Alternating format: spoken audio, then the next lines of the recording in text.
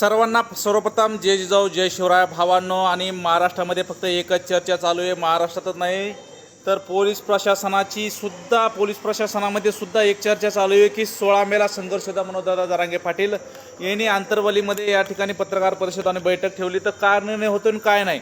आणि पोलीस प्रशासनाचे फोन पण येत आहेत की किती लोकसंख्या येईल, किती जण येतील, कोण कुठनं जाणार आहे, माजलगाववरनं किती जाणार आहेत, परभणी नांदेड इकडनं खालून लातूरकडनं कोण कोण येणार आहेत, किती गाड्या येतील, काही अंदाज आहे का. तर भावांनो, पोलीस प्रशासनाला सांगण्यात आलं आहे की हे वादळ आहे, ह्या वादळाचा अंदाज सांगता येत नसतो. त्यामुळे उद्याची 16 मे अभूतपूर्व बैठक होणार आहे. त्या बैठकीला जसं की आपण म्हणू शकतो की आकाशातल्या चांदण्या मोजता येत नाहीत त्या पद्धतीनं लोकसंख्या येणार आहे. याच्या आधीही अशी एक बैठक झाली होती. त्या बैठकीला तर डायरेक्ट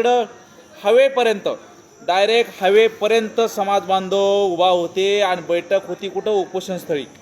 त्याच पद्धतीनं वाजत गाजत त्याच पद्धतीनं उद्याच्याला लाखो बांधव बैठकीला नक्की असतील. आणि कोण कोण येणार आहे ह्या कमेंट बॉक्समध्ये नक्की सांगा. आणि आपली कशी तयारी चालू आहे, गावातून तुम्ही मोटरसायकलवर येणार आहात का फोर व्हीलर गाडीमध्ये येणार आहात.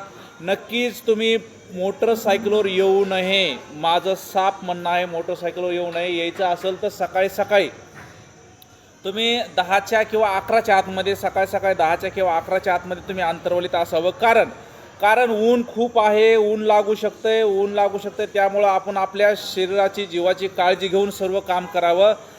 परंतु येत असताना देखील आपण आपल्या कानाला रुमाल वगैरे घेऊन यावा. पाण्याची बॉटल आपल्यापाशी असणे गरजेचं आहे.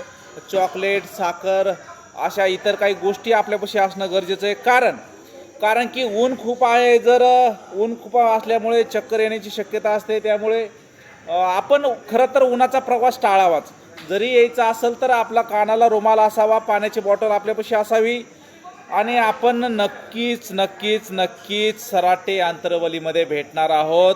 उद्या संघर्षदा मनोजदादा जरांगे पाटील.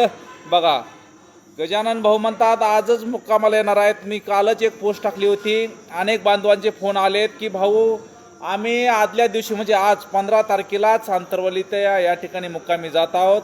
कारण की पाटलांनी बोलावं आम्ही नाही जावं असं कधी होणार नाही. निस्वार्थ नेतृत्व भेटलंय. निस्वार्थ नेतृत्व तुमच्या आमच्यासाठी झगडताय. त्या नेतृत्वाच्या पाठीमागे राहणं तुमची आमची काळाची गरज आहे.